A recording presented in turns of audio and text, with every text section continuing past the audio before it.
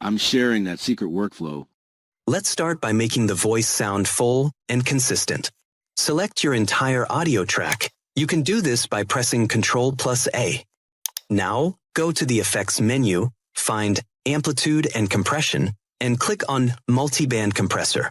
A new window will open.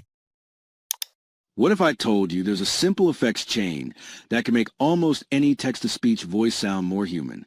I'm sharing that secret workflow. Just go to the presets list and choose Broadcast.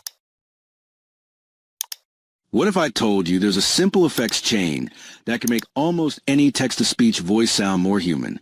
I'm sharing that secret workflow. Now, click on Apply.